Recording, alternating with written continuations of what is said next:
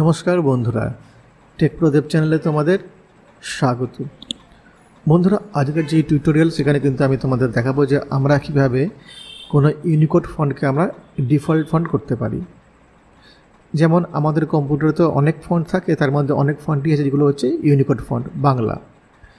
তো পার্টিকুলার কোনো ফন্টকে আমরা কীভাবে ডিফল্ট করতে পারি, যেমন ইংরাজির ক্ষেত্রে আমরা যদি আমি টেক্সট টুলে যাই আর কিবোর্ডে আমি Ctrl+T প্রেস করি, তাহলে আমরা কি দেখব না, এখানে এরিয়াল যে ফন্টটা আছে, এরিয়াল ফন্টটা হচ্ছে ইংরেজি ক্ষেত্রে একটা ডিফল্ট ফন্ট এবং 11 সাইজটা হচ্ছে একটা ডিফল্ট সাইজ।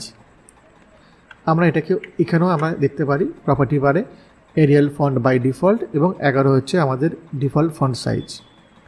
বন্ধুরা, আমাদের অনেক সময় প্রয়োজন হয় যখন আমরা বাংলা নিয়ে কাজ করি যে আমাদের পার্টিকুলার কোনো ইউনিকোড ফন্টকে ডিফল্ট করতে, কিন্তু আমরা করতে পারি না। যেমন যদি এখানে আমি আমাদের যে বাংলা যে সফটওয়্যার আছে, এখানে আমি দুটো বাংলা সফটওয়্যার ব্যবহার করি, একটা হচ্ছে কিম্যান এবং একটা হচ্ছে শ্রীলিপি। তো কিম্যান একদম ফ্রি একটা সফটওয়্যার, আমি এটা হচ্ছে কিম্যান সফটওয়্যার। যদি আমি এখানে ইউনিকোড টাইপ করতে চাই, তাহলে আমি টেক্সট টুলে যাব, জাস্ট আমি এখানে ক্লিক করব আর একটা হটকি এখানে আমি প্রেস করব, সেটা হচ্ছে Shift+Ctrl+Alt+U, যেটা আমি অলরেডি সেটিং করে রেখেছি। আমি কিবোর্ডে Ctrl+Shift+Alt এবং U প্রেস করছি।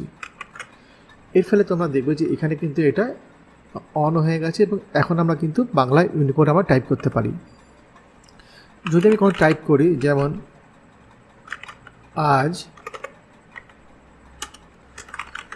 আজ মঙ্গলবার, ওকে। তো আমরা যখন টাইপ করলাম, আমরা দেখলাম যে একটা ফন্ট, পার্টিকুলার ফন্ট, সেই ফন্টে কিন্তু টাইপ হচ্ছে, তার নাম হচ্ছে হিন্দ শিলিগুড়ি। আর এখানে যে ফন্টটাতে টাইপ করলাম আমি, সেই ফন্ট কিন্তু আমি চুজ করিনি, এটা কিন্তু বাই ডিফল্ট সফটওয়্যার আমাকে চুজ করে দিয়েছে, ওকে। তো অনেক সময় কি হয় যে এই ফন্ট হয়তো আমাদের বডি টাইপ ফন্টের জন্য উপযুক্ত নয়। আমরা তো সবসময় যে টাইপটাতে আমরা বডির টাইপ করি, অর্থাৎ চিঠিপত্র টাইপ করি বা বেশিরভাগ যে অংশটা আমরা কাজ করে থাকি সেই ফন্টে আমরা নিয়ে থাকি। যেমন আমরা ইংরেজি ক্ষেত্রে এরিয়াল ফন্ট ইউজ করি, আমরা Times new Roman font use করি, হেলভেটিকা ইউজ করি, এগুলো আমরা বাই ডিফল্ট হিসাবে কিন্তু আমরা ইউজ করে থাকি ইংরেজির ক্ষেত্রে। তো ইউনিকোড ফন্টের ক্ষেত্রে তেমনি বডি টাইপের জন্য আমরা রূপসী বাংলা আমরা ইউজ করতে পারি, কিন্তু এখানে কিন্তু আমরা চেঞ্জ করতে পারছি না, কারণ বারবার আমাদের কাছে হিন্দ শিলিগুড়ি চলে আসে। এটা কিন্তু বাই ডিফল্ট ওরা আমাকে দিচ্ছে, আমি কিন্তু চুজ করিনি। তেমনি যদি আমি আমাদের যে শ্রীলিপি যে সফটওয়্যার আছে, সেই সফটওয়্যার যদি আমি অন করে থাকি, সাপোজ এখানে আমি শ্রীলিপি সফটওয়্যার অন করছি, আর এক্ষেত্রে অনেক সময় কী হয়, যখন আমরা ইউনিকোড আমরা টাইপ করে থাকি অনেকটা কিন্তু লেটে আসে, এটাও একটা সমস্যা। সাপোজ আমি এখানে ক্লিক করলাম আর আমি বাংলা মোডে চলে গেলাম এবং আমি টাইপ করছি আজ মঙ্গলবার। তো এক্ষেত্রেও কিন্তু কি হচ্ছে না, আমাদের কাছে কিন্তু হিন্দ শিলিগুড়ি ফন্টে কিন্তু চলে আসছে। তো আমি চাইছি যে আমাদের কাজটা আরও সুবিধার জন্য এবং তাড়াতাড়ি করার জন্য কিন্তু আমরা আমাদের রূপসী বাংলা যে বাংলা ফন্টটা আছে বা পার্টিকুলার তোমাদের যেটা পছন্দ সেই ফন্টকে তোমরা কীভাবে তোমাদের ইচ্ছা মতো কিন্তু বাই ডিফল্ট ফন্ট করবে, ঠিক আছে। তো এখানে বন্ধুরা আমরা কি করে ডিফল্ট ফন্ট করি তার একটা ছোট্ট আমি তোমাদের বলে দিচ্ছি, যে যদি কোনো সময় আমরা কোনো কিছু সিলেক্ট না করে, অর্থাৎ আমাদের কার্সরের সাহায্যে যদি কোনো কিছু সিলেক্ট না করে কোনো সময় ফন্টটা আমরা চেঞ্জ করি, তখন সেটা ডিফল্ট হয়ে যায়। যেমন ইংরেজির ক্ষেত্রে বন্ধুরা আমরা যদি আমরা কিছু সিলেক্ট করিনি, আমি Ctrl+T প্রেস করলাম ক্যারেক্টার, এবার এখানে যদি আমি ক্লিক করি আর এখানে যদি আমি চেঞ্জ করে টাইমস নিউ রোমান করে দিই, হ্যাঁ, তখন এখানে কিন্তু একটা অপশন আমাদের দেবে, সেটা হচ্ছে যে আমরা যে বাই ডিফল্ট ফন্টটা চেঞ্জ করি সেটা কি আর্টিস্টিক টেক্সট নাকি প্যারাগ্রাফ টেক্সট। এখানে দেখো প্যারাগ্রাফ টেক্সটে টিক মারা আছে, যদি আমি এখানে দুটো টিক মেরে দিই তাহলে আর্টিস্টিক টেক্সট এবং প্যারাগ্রাফ টেক্সট দুটো ক্ষেত্রে কিন্তু আমাদের টাইমস নিউ রোমান কিন্তু বাই ডিফল্ট ফন্ট হয়ে যাবে। দেখো আমি ওখানে ক্লিক করছি, এবার যখন আমরা টাইপ করব তখন কিন্তু আমাদের ইংরেজি ফন্টটা কিন্তু আমাদের টাইমস নিউ রোমান ফন্ট কিন্তু চলে আসছে, ওকে।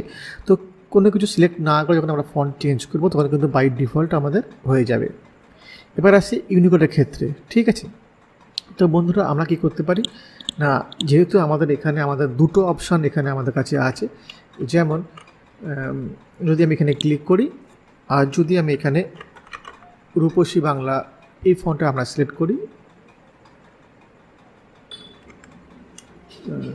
একটু আমি উপর দিকে যাচ্ছি, এটা হচ্ছে রূপসী বাংলা রেগুলার ফন্ট, ঠিক আছে।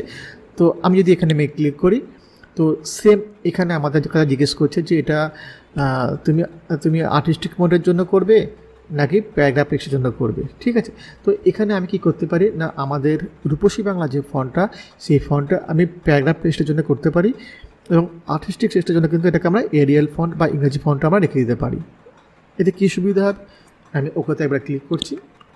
এতে সুবিধা হবে যে যখন আমরা ইউনিকোড টাইপ করতে চাই তখন, যেমন আমি এখন ইউনিকোডের আমি শ্রীলিপির ইউনিকোডটা অন করে নিচ্ছি এবং দেখো এখানে কিন্তু শ্রী চলে এসেছে।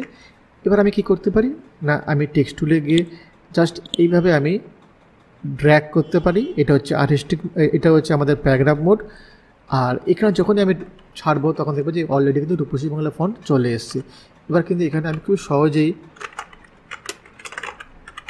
আমি আমাদের পছন্দের ফন্টে কিন্তু টাইপ করতে পারি। যদি আমাদের প্রয়োজন হয় যে না এটা আমি প্যারাগ্রাফ টেক্সটে টাইপ করব না, আমি আর্টিস্টিক মোডেই টাইপ করব, তাহলে এইবার আমরা কিবোর্ডে কন্ট্রোল F8 আমরা প্রেস করতে পারি। কন্ট্রোল F8 মানে হচ্ছে আমাদের আর্টিস্টিক মোড। যদি মনে করি না আমরা আবার প্যারাগ্রাফ মোডে চলে যাব, তখন এগেন আমরা কী করতে কন্ট্রোল F8 আমরা প্রেস করলে আবার আমরা প্যারাগ্রাফ মোডে চলে যেতে পারি। তো এইভাবে আমরা কী করতে পারি না, কন্ট্রোল T প্রেস করে আমরা এখান থেকে যখন আমরা কিছু সিলেক্ট করব বাই ডিফল্ট তখন কিন্তু আমাদের দুটো অপশান দেবে।